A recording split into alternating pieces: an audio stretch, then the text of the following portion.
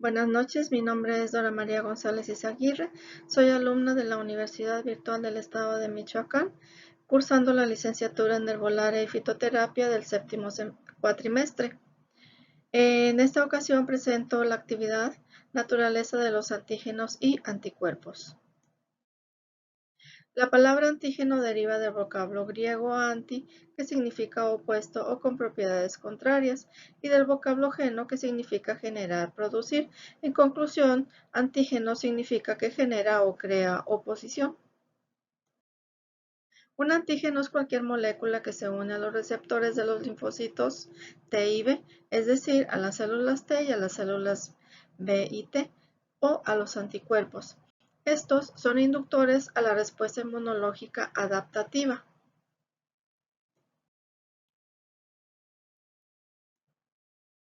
Los antígenos se clasifican de acuerdo a su origen en naturales, artificiales y sintéticos.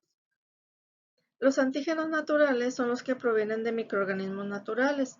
Un ejemplo es el Streptococcus, que es una bacteria.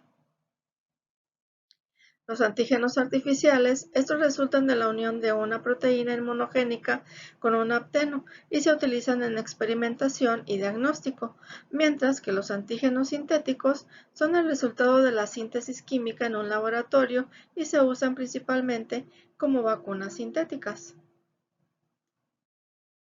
También se clasifican según su capacidad de memoria en inmunodependientes, los cuales activan los linfocitos B sin la cooperación de los linfocitos T. Aunque estos inducen una respuesta rápida inmunológica, no producen memoria de larga vida.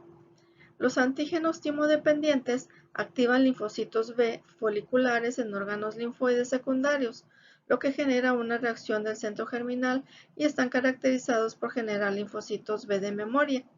Inducen respuestas primarias y secundarias con la cooperación de linfocitos TH. También se clasifican de acuerdo a la distancia filogenética entre el antígeno y el organismo que se encuentra. Esta clasificación es usada primordialmente en las áreas de autoinmunidad y en los trasplantes. Los autoantígenos son propios del cuerpo y no son reconocidos como extraños, mientras que los antígenos aloantígenos provienen de la misma especie pero distinto individuo. Como ejemplo son los grupos sanguíneos.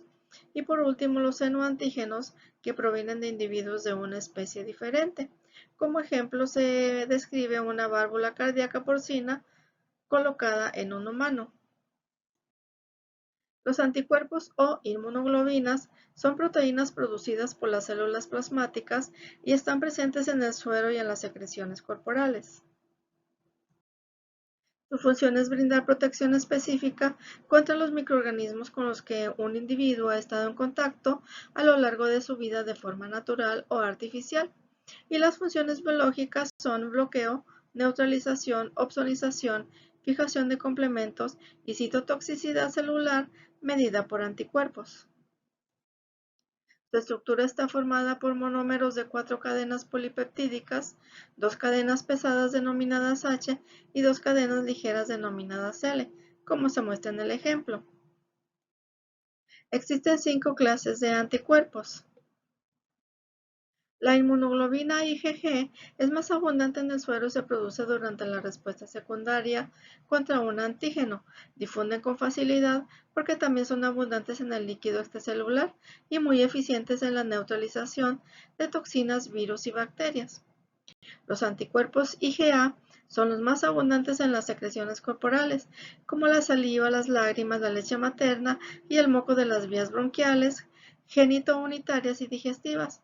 Estas son esenciales para mantener un equilibrio en la microbiota comensal, neutralizan a las toxinas y previenen la infección. La inmunoglobulina IgM es la primera que se produce durante una respuesta humoral.